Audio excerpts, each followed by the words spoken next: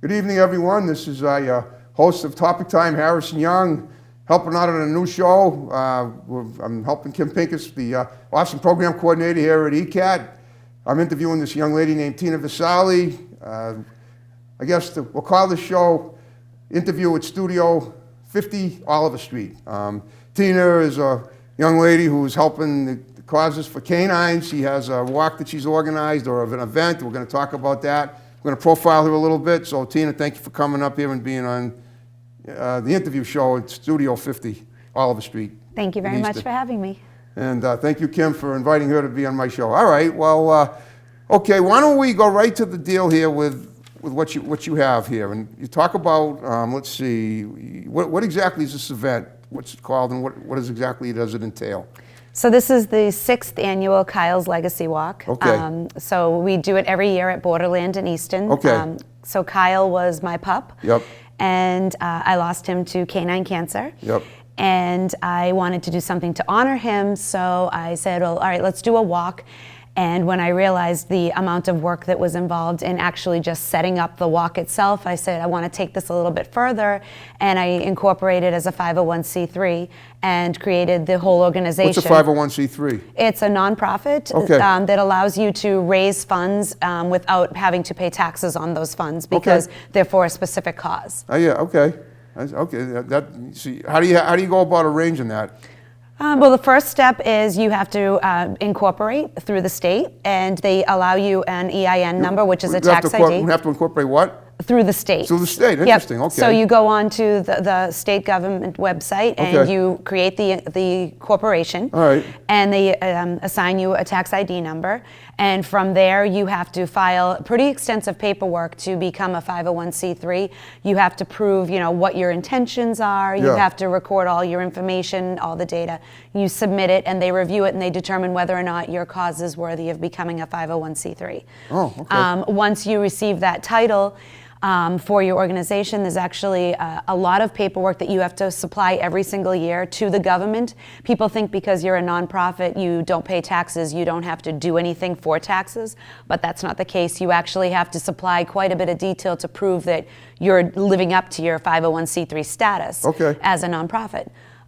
So once that happens, you have your nonprofit status, you're allowed to solicit funds. Okay. And so we started doing our fundraiser. The first year we did just the walk and a couple of small fundraisers locally. Yeah.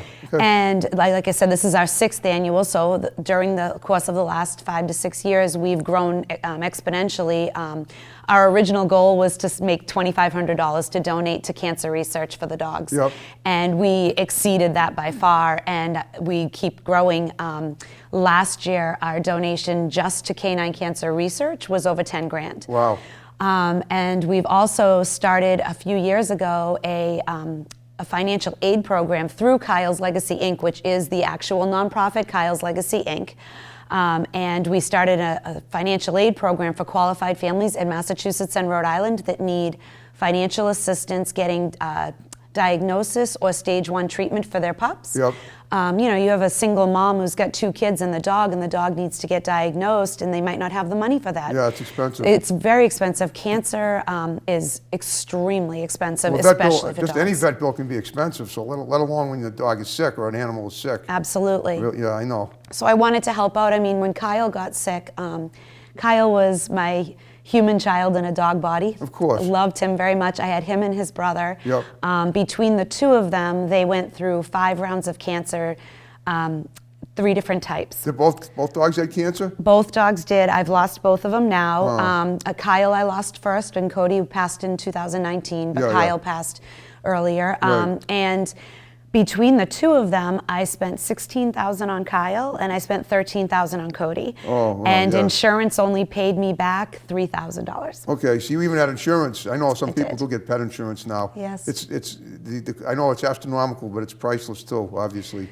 I wouldn't trade any of what I did. They were my whole world, of course. And so I wanted to honor Kyle. Kyle passed first. I wanted to honor him. So we started the walk. Yeah. And like I said, we've done lots of other fundraisers. A lot of local people who have joined in to support us have held fundraisers for us throughout the course of the year. But we do it at Borderland here in Easton because that was Kyle's favorite park. Oh, yeah. We used to go there a lot when he was alive. We would go there and we would walk, and both him and his brother Cody. And he really, when we would be coming down, when you come off Massapog and you're coming down toward the park, I know, I've walked there many times. He would Yeah. get so excited. He'd start jumping around in the car You and like to everything. swim too? He would go in the water a little bit. He didn't swim, but he would play around in Okay, it. he could dog paddle. Yes, Yeah, yes, I yes. get it. So we do, when we do the walk there, we usually have about 125 people. Yep, wow. And it's great because we have a lot of people come from all around to the park for the walk. Each year we've sold out, which has been wonderful. How many miles is the walk? It's 3.1, I believe. That's It's a a nice good walk. afternoon walk, It is. It's absolutely. beautiful. The walk is from 10 to 12. This year it's on May 15th. Okay. But it is a great event, and we get a lot of turnout. And while we're there, they have a lot of people who are there playing the frisbee golf. We have a lot Oh, of yeah. people who are there just walking around, and they stop and see what we're doing, and they come over and they're like, "What's this all about?" So we get to educate them a little bit on what we're doing. We've had a few people come over and just make donations to be part of it. And the money that we raise from the walk, so the ticket sales go to the Baker Institute at Cornell University. Okay, that's where you do the research. They have the research facility there. They have a dedicated canine cancer research team. Yeah. And so all the ticket sales money goes there, and the additional funds that we raise at the walk from the raffles that we do, because we have a lot of raffles. Yep. So that money, along with all the money we raise throughout the course of the year, 25% goes to Baker, and the balance of the money goes into the financial aid program that we're running. Okay, now it's also to help animals too. That's all for canine cancer, Yeah, all right. of it. Okay. Wow. What about other animal illnesses too? I mean, I know you lost your dogs to canine cancer, but I mean, there's so many, like I don't know, blood disorders. I mean, we've had dogs too. My parents have dogs, and one of them had lung cancer. I know she made it to 12. She was a sweet dog. But I guess this is probably the most cost. I'd say it sounds to me like of all the ailments that ail canines, this is probably the costliest one to treat and deal with, especially. And if you lose them, then it's just heartbreaking, and I totally course, get yeah. that. So It is definitely yeah. the most costly long term between Right. surgeries and chemotherapy, radiation, all of that. Yeah. Some of the treatments afterwards.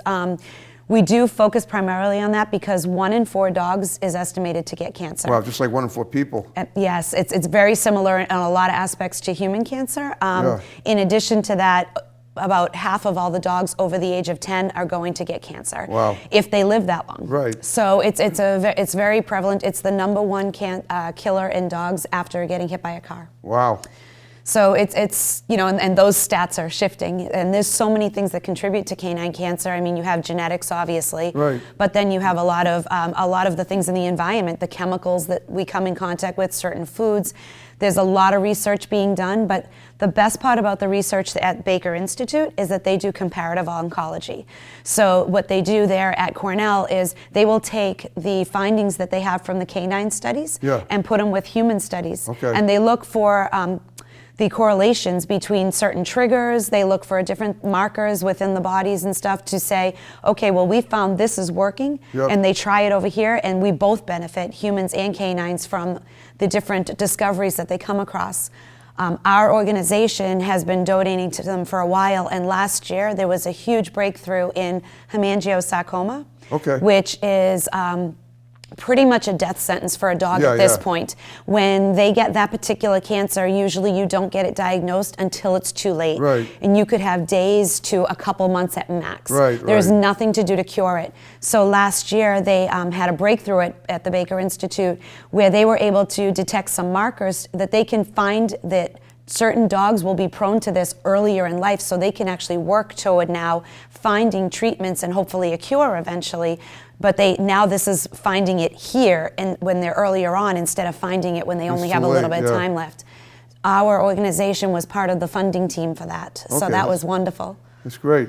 Have you gone out to the laboratory up in Cornell to see how it works, to see how they do it? They invited me out there, and unfortunately, You don't have COVID time? hit. No, Yeah. COVID hit. Oh, right. So Yeah. I am actually trying to go out there later this year. That's one of our goals. That's upstate New York, right? Yes, it's in Ithaca. Ithaca, yeah, okay. Wow, okay. All right, so how many people did you have to walk last year? Last year we had 120. Okay. But we also, because of COVID, we opened up a virtual component of the walk as well. Oh, people can so walk people online. can buy it and okay. the ticket to the event. The tickets are $25 for the Yep. event. And people can also buy a virtual ticket, which is a little bit discounted because they don't get the T-shirt Yeah. and they're not coming to the walk. But when they do the virtual, they still receive a little packet from us with a commemorative badge and things like that. Okay. And this year we've actually added in an additional element. We're giving people what's called a POAP, Okay. which is a digital NFT of the event, Oh. showing that they can access that through a digital wallet like cryptocurrency and NFTs online. Okay. And they'll have a badge that shows the event and the date that they can access through a smartphone, or if people are involved with the digital currencies, they will have their digital wallet. It will go into there. Oh, that's great. Okay.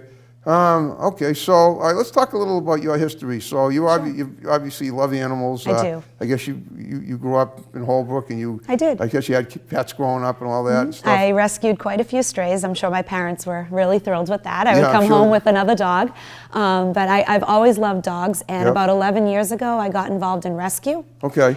And I've been actively involved in rescue, and I joined a local shelter to me down in Attleboro Okay. about 6 years ago. Okay. Join them. You mean you're on the?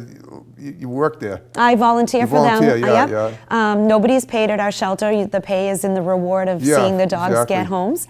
I've been there for 6 years. I absolutely love it. It's a wonderful shelter, and I am actually a dog handler for them. So Yeah. I go down there twice a week. I'm there on Saturdays, and I'm there on Wednesday evenings. Okay. And I handle dogs. A lot of them with behavioral issues, and we work to rehabilitate them and get them back out into homes. Okay.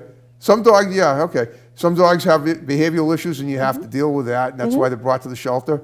Well, no, some of them come in as strays. Yeah, yeah. And because they've been either abandoned or they've gotten away, their normal behaviors have shifted, and we Yes. have to get them back on track.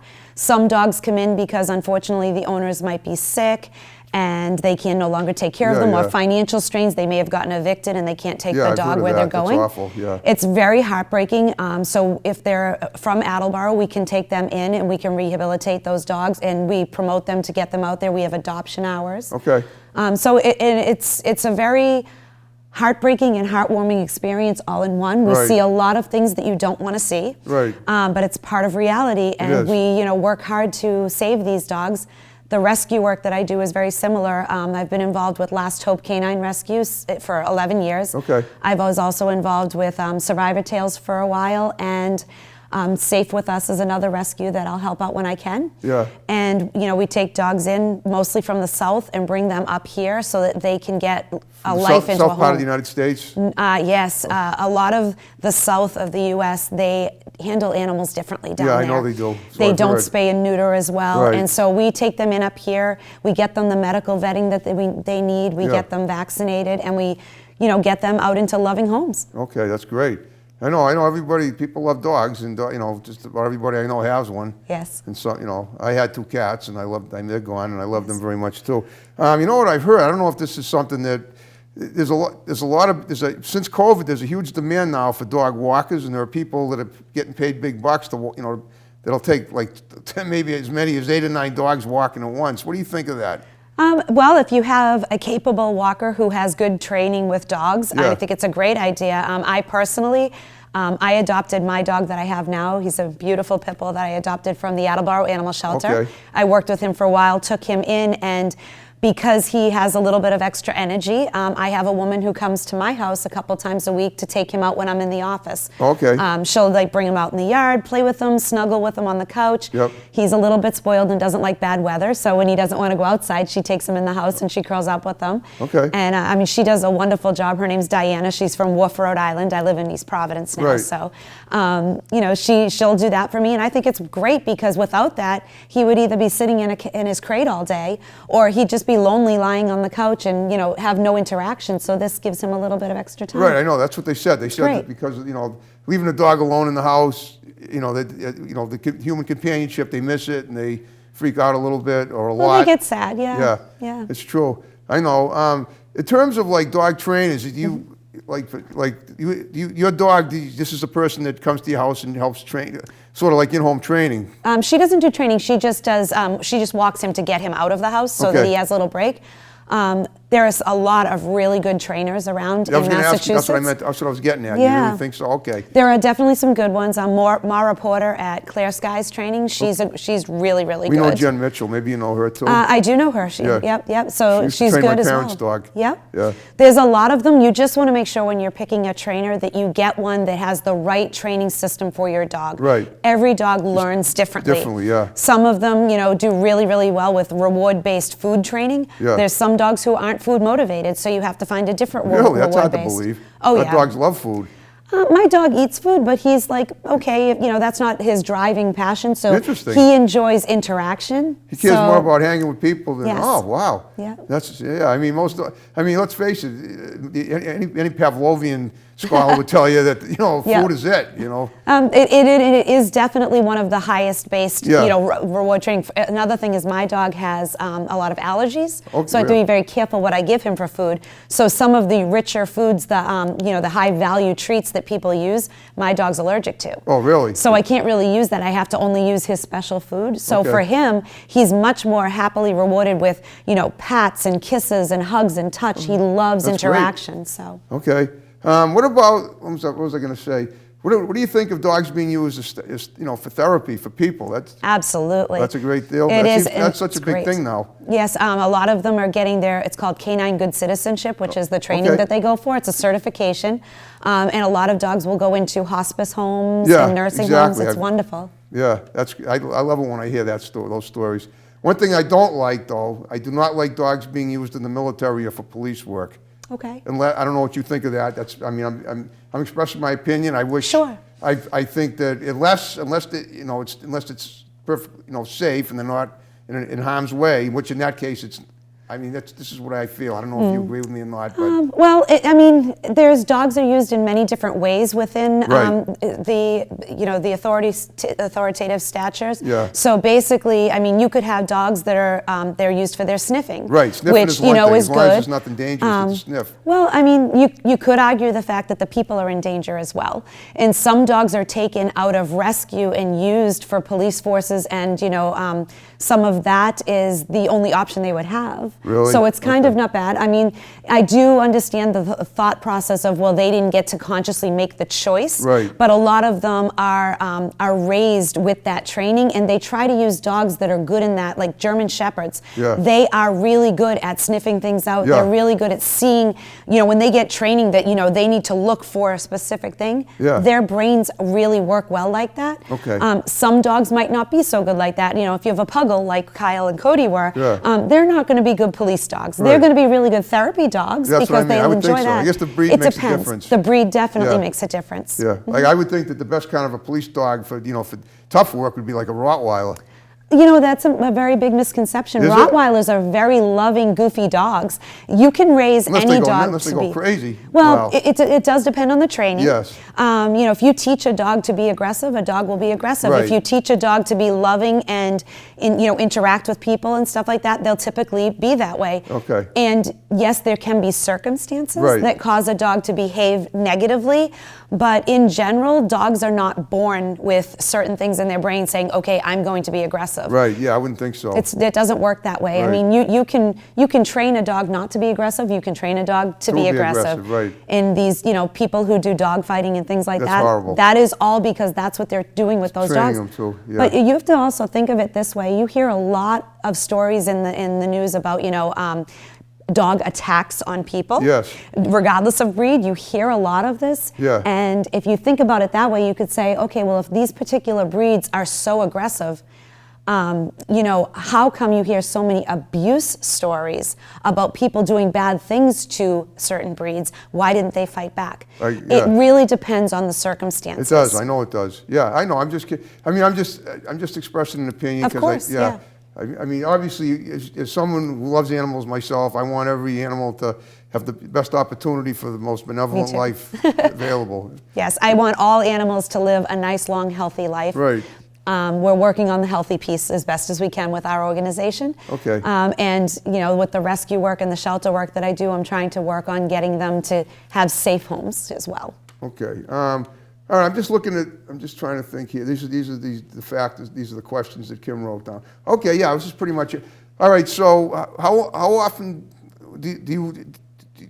so you volunteer at the shelter in Attleboro, what, 3 days a week? 2 days, Saturdays from 11 to 3 and Wednesday Okay. nights from 6 to 8. Okay, so those are the times you're there. How much? So do you work with animals in any other capacity aside from that and your regular job? I do try to I do help out with private rehomings, which means sometimes people can't go to rescue or shelter with their dog, Yeah. and they need to rehome it privately. Okay. And they will reach out to me if the dog is doesn't have a bite history or anything like that. Yeah. I will try to help them privately rehome it. I will reach out to groups, rescues, private groups, and try to do that. If the dog needs training or if the people are just not sure how to take care of their dog to keep it, Yeah. I will work with them on trying to get them to keep their dog, bring in private trainers to work with them and explain things. If it's a medical necessity, I will give them some resources, because there's a lot of groups out there, like our group works with cancer, Yeah. but there are a lot of groups out there that do give financial aid to people. Okay. I actually have a link, we have a Facebook page and a website and everything, and on our Facebook page there is a link on there for a lot of groups that can help out with financial aid, whether it's surgery, Okay. dog tears their ACL, that's expensive It is surgery. expensive. Tell you what we'll do is we'll make sure that we get that in the graphics for the show. Awesome, So people okay. will see it. Great. Well, tell me about yourself, though. Aside from that, what did you do? I know you love animals.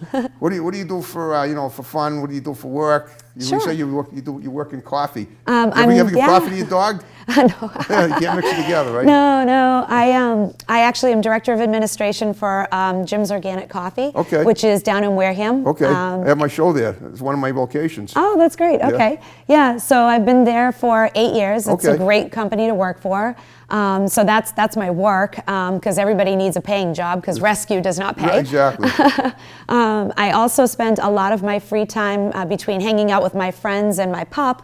I will do a lot of virtual reality. I'm in VR a lot, and I do some work in there as well. That's fascinating. What exactly is virtual reality? It's like they do with Jordan's Furniture, where you go and you pretend you're riding through a roller coaster? That's like a form of it. Okay. The one that I particularly do, it's an Oculus headset that you put on. Okay. And everything is in VR on there. I spend a lot of time It's so in 21st alt century. space. It's great. It's Yeah. great. I do a lot in alt space, which is the social media app that's in there. Wow. Facebook actually owns all of Oculus now. It's called Meta. They've changed the name of it because we're in the metaverse. Right.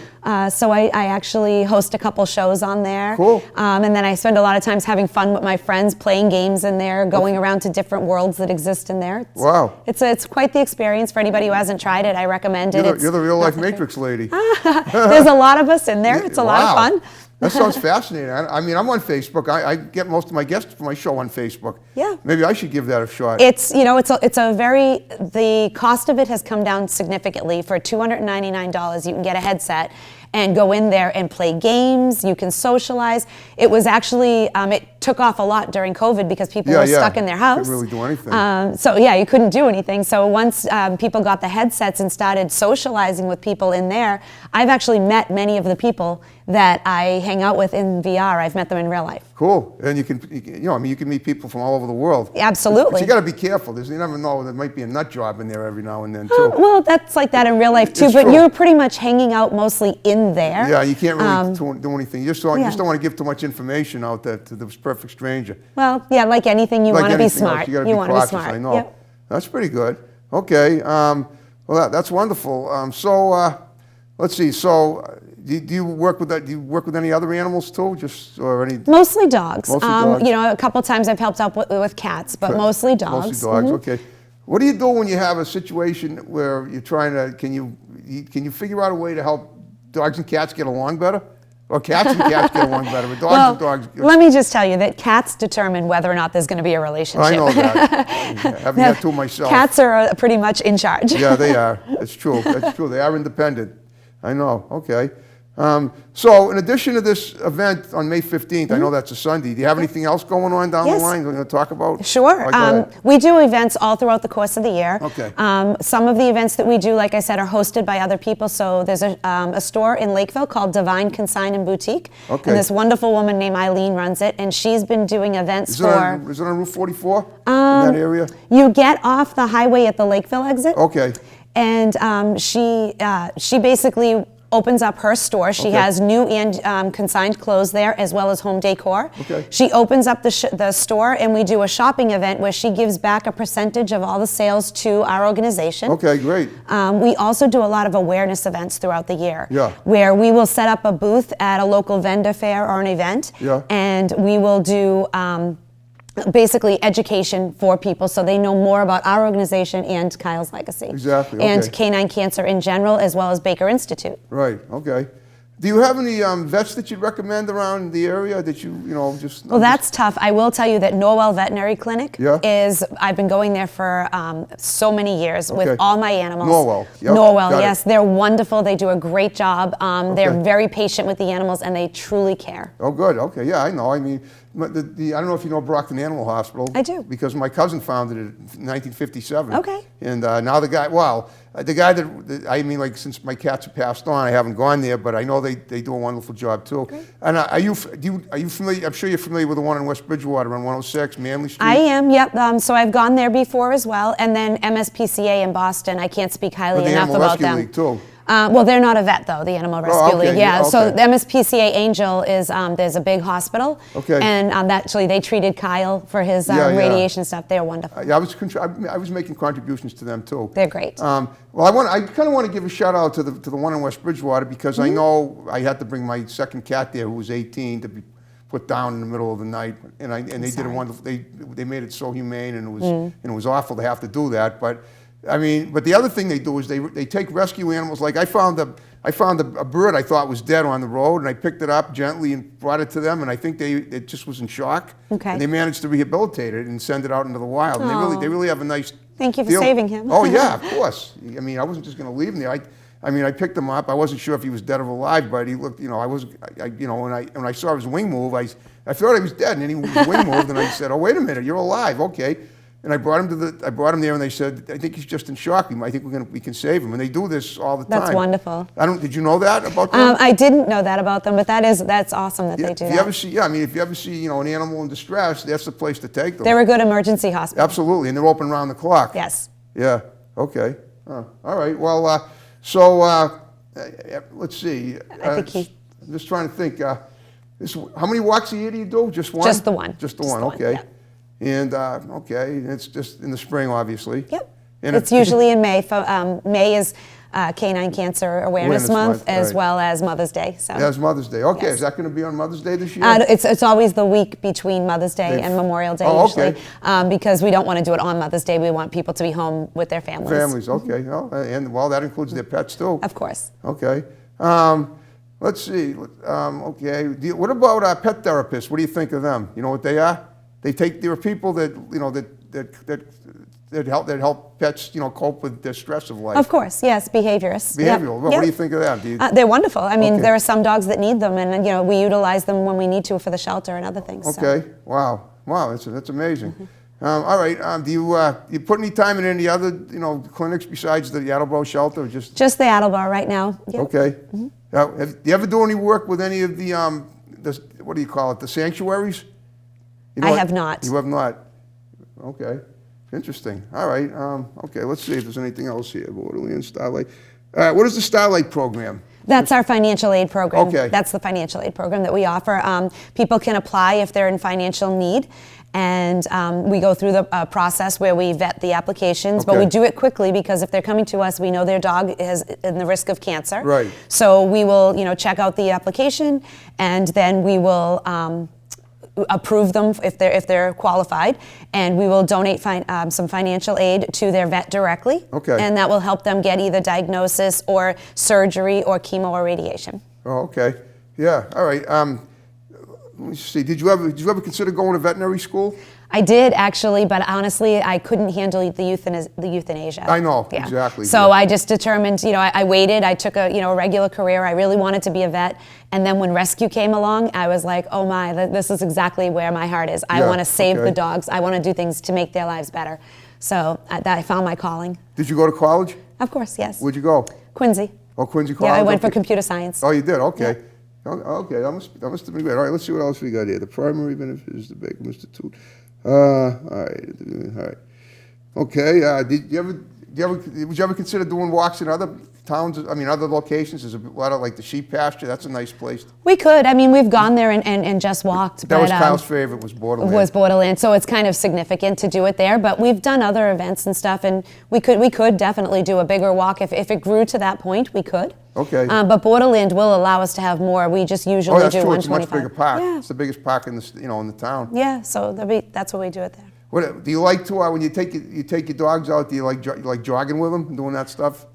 Well, it depends. My dog right now doesn't even really like to walk. He's lazy, so so running is not an opportunity for us. Well, what about but don't you want to get? I mean, you don't want. Is there a way you could train him to be less lazy? Isn't it better? Wouldn't he be healthier if he was more active? He's definitely healthy, he's very active within the yard. He just doesn't want to go for runs. Okay. He loves to walk. We do pack walks on Sunday with the South Shore dog walking buddies. Oh, so we go all around. They're a group on Facebook that we met up with, and we go all around the South Shore. Really? Like every Sunday morning we go. Like down at like I'm thinking Hingham maybe the park down there. We go to Wampatuck sometimes. Wampatuck, we go to Nantasket. We go all around. The beach. He likes the beach, does he? He loves the beach. Actually, he loves sand. Sand and what about frisbees? How's he with the frisbee? He's not so much. Not so much. Okay. Yeah. I have he's a 70-pound pit bull that has short bursts of energy and then sleeps about 22 hours a day. That's an exaggeration. He can't sleep that much. He sleeps a lot. Yeah. Yes, he sleeps a lot. So when he's home alone, how do you? I mean, you're okay with him being home alone, all right? He's great. He's a good boy. He's a good boy. He's a good boy. Yeah. So that's not a problem. All right. Okay. So how old is he? He's 6. 6. Okay. So okay. All right. All right. Let's see. Now I had a. This is kind of an interesting story. I had a guest at my other station in Carver who brought a service dog with him. It was kind of cute, and he was a country and western singer from Nashville, and his girlfriend had a. Now, are you able to bring your dog to places where I mean, what do you think of some of the places will allow them and some won't allow regular dogs in there? I definitely bring him places. Like he loves Lowe's and Home Depot. Okay. So I definitely bring him in places. He would go in more places if he was allowed, but honestly, some places are not meant to have dogs in them. Yeah. So I'm okay with that. I mean, there's a time and a place. There are some certain restaurants that have outdoor seating, and you can bring him in. Right. He'll be okay with things like that. But I don't believe that they should be in certain places unless they're specifically, service dogs. Right. Service dogs I'm fine with, but, people shouldn't be bringing their dogs in, like, the grocery store unless they need to, Okay, I understand. Yeah. Okay, all right. I'm just wondering, now, there is a leash law. You gotta, Of course. you leash them up when you Always. go walking all the time, Always. right? Yeah. Yeah, and you know what? It's for the safety of people. It's the safety of the dog. Cars will hit dogs. We need to be making sure that we're keeping them safe at all times. And not every dog loves being around other dogs, just like you don't like every person that you meet. So I try to, but I know what you mean. Yeah, I mean, and if a dog doesn't like another dog, you need to have the leash on so you can keep them safe distance from each other. So when you go out walking Sunday mornings, right, with your friends, the dogs all know each other. Yep. And they all get along pretty well, right? They do, and they're still on leash. Yeah, all right, okay. Yeah. But do you prefer to take them, now can you take them to a place where maybe they can run free? My parents take their dog to the sheep pasture. They live in Brockton. We're 10 minutes from here. Yeah. And they always let the dog off the leash, and she loves to run. She's a Labradoodle. Okay. Yeah, and she likes to slop in the. She doesn't care how the crappy the weather is either. She could be out in the snow. Yeah. She's all right with that. Does your dog like snow? My dog does not like anything except that's right. sunshine. He doesn't like but sunshine. He likes sunshine. That's it. He's just like me. We go outside when it's sunny, and when it's cold and miserable, we stay inside. But when you take them out, you always. I mean, unless you're in the yard, you pretty much have to have them leashed up everywhere, right? Yeah, mostly. Okay. Yeah, he's loose in the car. He's loose in the yard. Other than that, he's on a leash, but he's fine. He walks really well on a leash. Okay, that's good. Yeah, that's, he's 70 pounds, right? Yes. Okay, wow, it's almost as much as I weigh. Yeah, he's a good boy. He's really, really sweet. He's very affectionate. Yeah, that's great, okay. Now, but he's your only pet right now, right? He is. Yeah. Okay, but how does he get along with your family members? Fine. Okay. Yeah. All right, well, I think we pretty much covered everything we need to cover, so if there's something you want to mention, other than what we talked about, go ahead. If not, I think we'll wrap the show up. I think that's it. I mean, just if people want to learn more, please visit our website at kyleslegacyinc.com. And if you check out our Facebook, we post all of our events on there, and we post lots of helpful tips for dogs, whether it's training or health related.